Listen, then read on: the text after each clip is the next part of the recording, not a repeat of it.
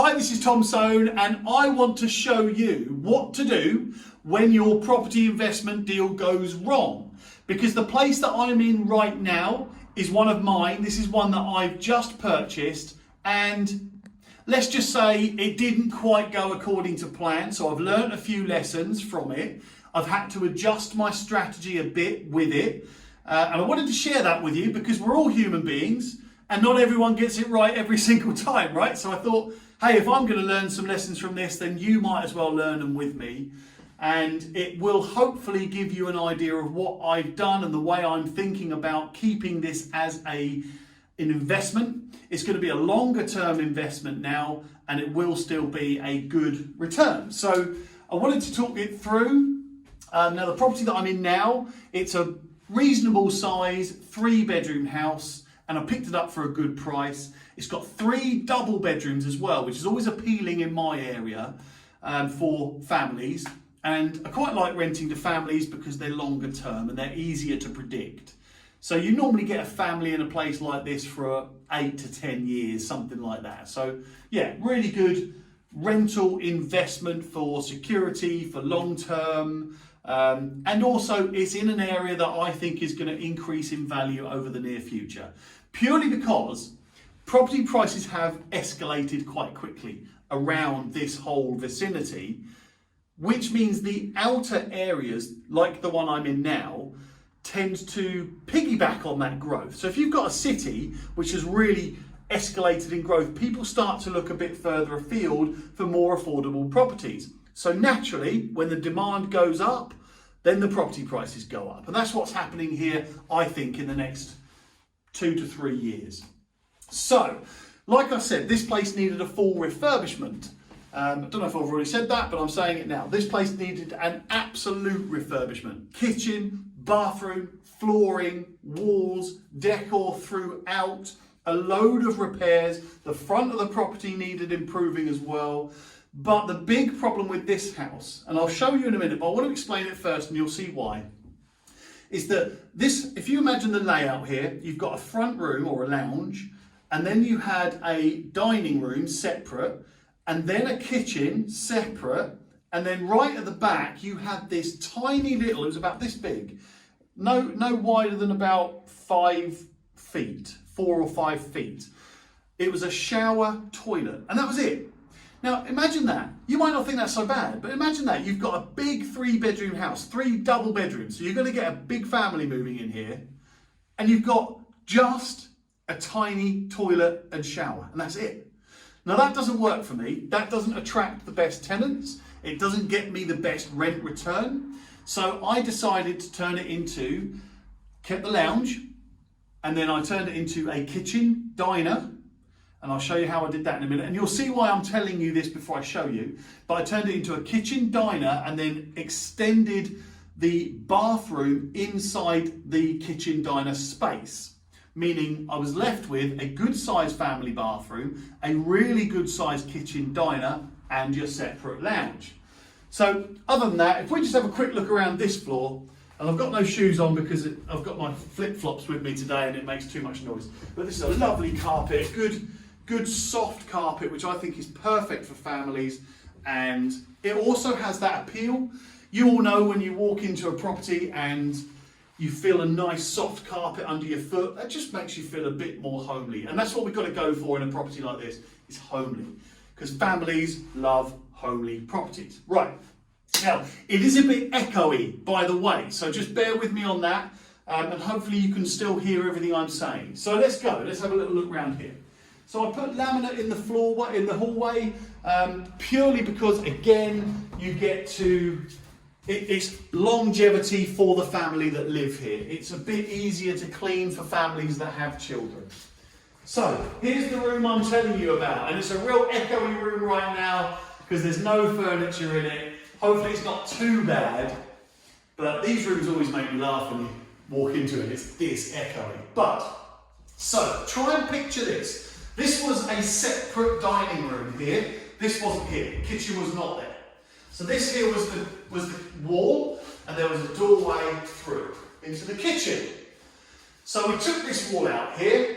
I was going to take the entire wall out and have it completely open plan, but it would have cost about an extra 1,500 quid, 12 to 1,500 quid, because I would have had to put steel up here and down the walls to further support the house. So I didn't do that. In the end, we just knocked this bit of the wall out to make it a bit more open plan, and we put the kitchen over here. So now we're left with this big space. It's great. Got a kitchen, dining area, which is perfect for a family because then you can eat together. The parents don't have to wonder what the kids are doing in the other room. Easy as that. And then this is the area I was telling you about. So imagine this. The kitchen was this area. So the kitchen came to here, like that. So we took that wall out here. We took the wall out here. Hi. And we built this wall.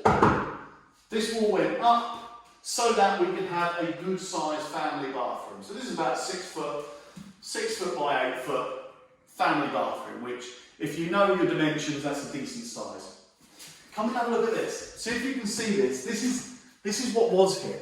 So this wall was the end of the kitchen and the start of the toilet shower. So I put the toilet there, and this is where the toilet was here. Just come and look at this. Let's see how wide this is. So you'd be sitting on the toilet just going do do do do do, watching someone have a shower literally right there. It was crazy. Imagine that for a family, just wouldn't work. Now, there's a little garden out the back, you don't need to see that. So that's what we did. So my general calculations were that one job alone was going to cost me about £4,000 to do that reshuffling and restructuring of that layout. However, I absolutely thought that the value increase would be around 10,000 quid. Because if you've got a family house without a family bathroom, I don't think the value would have been so high. So I spent that £4,000, there or thereabouts, on doing that in order to increase the value by 10,000. And I'll do another point on that. There's a definite calculation of how much you should spend to improve a property and what the calculation is against the value that you will increase it to. So anyway, I think I'm really pleased with that. Couple of minor points that I'm going to improve. Number one, I'm going to get a quote for replastering this wall and this, because where we've painted over the wallpaper, it's got a bit bubbly here. So if that's going to cost an extra 400 or 500 quid, then I'll probably get that done. I think you'll just attract a better tenant. Secondly, I'm going to replace all these light bulbs. If you look at this, I'm going to replace all these light bulbs with bright daylight bulbs, because I hate the warm glow bulbs. They look terrible. Especially when you've got a nice modern bright house and then you stick a bloody yellow bulb in it. It looks terrible. Looks like it's done in 1971. So, I'll show you the upstairs very quickly, so don't look at my bum while I'm going up the stairs, will you? Here we go. Again, I've kept the nice carpet on the stairs. I always think that works well. And as you'll see up here, we've replastered here because it was horrible wallpaper and it wouldn't have been painted over very well. It's very oily paper. So, I say oily, it was like a shiny sort of paper, so you couldn't have painted it really. So this is the master bedroom. It's huge, massive, massive bedroom, but I made sure that we kept this. Now, people love the Victorian features because they don't make them like that anymore. They don't put this level of detail into things anymore. So people love keeping hold of that. Look, it's a bedroom. It's got the soft carpet, got smooth plastered walls, white throughout, really lifted up, and it gives tenants the freedom to change the odd colour here and there. Second bedroom, another double, big space. You can get definitely a double bedroom, definitely some added furniture. And this will be a perfect bedroom for a young child, maybe, I don't know what, 4 up until about 12. Perfect. And then the last bedroom, look, it's a bedroom. You've all seen a bedroom before. Now the third bedroom at the back is you could probably get a teenager in here because it's a bit more private, a bit more secure. That's what a teenager wants. Kept the features, everything's smooth and white and bright and soft carpets, but a very nice space. And you could definitely get another double bed in here, definitely get some added furniture too. So you can see what I've done here, and nothing else is needed upstairs whatsoever. So very happy with the finish. Now, there's a couple of other little bits I'm going to do. So if you're filming this, and I better not fall down the stairs, or you.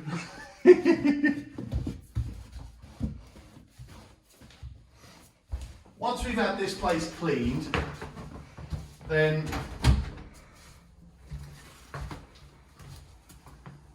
so right here outside the property, this front hedge is overgrown a bit. It just doesn't look appealing, so I want to get more tenants round to the property, and just by simply just chopping the crap out of that, then that will get some more tenants around. The photos will look better, it has a better front appeal. I painted all this, can I look at this by the way? I painted all this because, believe it or not, this was like a hideous orange. It was almost a mustard orange, right? No, doesn't work. Now I want to do something with this wall, but I think the cost is going to escalate. Anyway, so I've shown you around the property. Let's go back in. We'll go back in the lounge. So now the reason I showed you all the property there is because now I'm going to tell you what went wrong. So I set the budget of 12 grand for this property, and we got all of that work done that we'd outlined. We got the whole job done for literally just about 200 quid over that budget, so 12,200 quid. So I was happy with that. Surveyor comes around, because I want to remortgage it. Surveyor comes around and finds a ton of damp. Now, that really got the builders back up, because he said, no, there wasn't damp, I couldn't see the damp. So it turns out there was a lot of damp, which I've had to get treated. And that cost me about 2,400 quid. Yikes!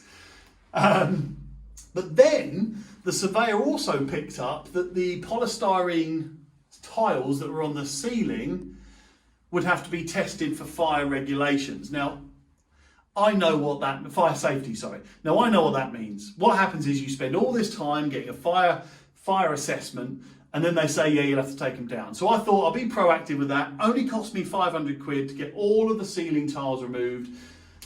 But I figured I have to do it because I can't leave the cash in here. And this is what point I'm trying to make to everybody. This started dragging on for some time. The mortgage lender was taking a lot of time. So I had to switch my strategy now into, look, I'm not going to make as much profit on a flip here. It's not going to be a property that I could sell. I'm not going to get the top end valuation that I wanted, especially because we're still in lockdown and mortgage lenders are being very tight with their valuations. But at the same time, I couldn't leave all the cash in here. I couldn't leave the cash in this property doing nothing. I might as well have just not done anything. So I switched my strategy, less about making tons of profit now and more about how can I now get the best tenants paying the maximum rent and look to increase my appreciation over a longer term and make the property a long-term investment where it gets a good rent yield and the appreciation too. So that's what my strategy turned into. So now I'm going to probably spend a little bit more money now because I'm not looking to make profit today. What I'm now looking to do is make more profit longer term. So now I'm looking at ways that I can increase the rent income. So there's a few little jobs that I'm going to do. I mentioned about light bulbs. It sounds really silly, but if you brighten a place up, you will get more rent. It sounds crazy, I know. I'm not talking about an extra £1,000 a month. I'm talking about maybe 5 or 10 quid because it just feels better. If you painted a property white like this, if you look at this room, this is a big bright white room, but it's not very bright because of this crappy light. Now, no one's going to walk in here and go, oh, this feels bright, because it's not. So that's the first thing. Other things like I'm going to tidy up the front of the house there, I've told you. I'm probably going to get this hallway if I show you this. Now, I don't know if it will come out in the film, but if you just look down the hallway, you can see that it's wallpapered. So I'm going to get that replastered because the guy that I've got doing my plastering at the moment has become quite reasonably priced purely because he's trying to just tick over at the moment. He's lost a lot of income from lockdown. If you look here, look at the bubbling. Now normally, I wouldn't be too fussed about that, it's not a big problem, but now I want to get the maximum rent I possibly can. So I look at it like this. If I left it as it is now, I could rent this place for $850 a month. If I do these little jobs, I can rent it for $900 a month. So that's 50 quid a month extra. Now over a couple of years, we're talking, what's that, £600 a year, £1,200 in 2 years, and so on and so on and so on. It's just extra income, but it also means that when the value of these properties goes up, mine is more likely to increase at the maximum rate because I have a top-end property. That's my thinking. Now I'm not going to go nuts, I'm not going to spend tons of money, but I now have to switch from immediate profit to long-term profit. So it's an investment now, this is an asset. The other thing I wanted to say to you is about just get things done. Now, the mortgage lender took bloody ages to get this place approved, if you like. Bloody ages. So the money's been sat here for a long time. That makes me uncomfortable. So straight away, they said, right, you've got to get this assessment done. So I said, all right, I'll get that assessment done. And people were sending me quotes and it was costing this much money, but I had no choice. I had to get this assessment done, otherwise I couldn't get my money out. And then I had to get another assessment done. That cost me another bunch of money. But I had to get it done. If I didn't get that assessment done, I couldn't get my money out. I couldn't even sell it because someone else would have to get the same assessment done. So sometimes you just have to accept it didn't quite go to plan. Just accept that, get the job done, switch your strategy if you need to. It's really echoey in here, isn't it? I'll go back out here. But switch your strategy if you need to, and then focus on that. That's what I've done anyway. Now, I'd really be interested to hear your thoughts. Because, look, I'm not saying I'm going to spend tons more money. That's definitely not the case. I've still got a budget in mind. I've actually got about £1,500 to £1,800 more that I can spend now based on my forecast, which what I'm doing is I'm basically borrowing from myself. If I'm going to get an extra £50 a month in rent, which in my opinion is £1,200 in 2 years plus appreciation, again, let's say in 2 years' time I've got an extra £1,200 in the bank from this, plus I've grown in value by, let's say in this property, maybe 10 grand. It means I can remortgage in 2 years' time and I can pull out about 8,000 quid. So that will pay for any work I do now. And that makes sense, right? I've done a whole piece on how much you should spend against how much the value is going to be, so I'll share that with you. But what I'm basically saying is I'm now increasing the rent by £50 a month and growing the value of the property over 2 years so that I can pull out more cash in 2 years' time. So yeah, long-term investment. So look, it does go wrong, it doesn't always go right, but all you have to do is stick to a strategy, and it doesn't matter if you change strategies, that's okay. In fact, sometimes I think it's stupid not to change strategy if unexpected things come along. So hopefully that gives you a bit of an insight. I'm still going to make a decent return on this property. It's going to be around the 14 or 15% return on my investment. So I'm very happy with that. It was going to be a lot more immediately, but shit happens, doesn't it? So anyway, what are your thoughts? Have you had any properties that have kind of gone a bit wrong? You've had to spend a bit more money on that you didn't expect things to go wrong with, and it's changed the way you've had to think about the property? Or have you got any advice for me? If you think that you could have done something different here, I'd be interested to find out. Actually, what's annoying is that in hindsight, I'd have probably just bought the property at a really good price and then immediately sold it. That's what I probably should have done now, but hey, hindsight's a wonderful thing and we'd all be multi-billionaires if we could act on hindsight, right?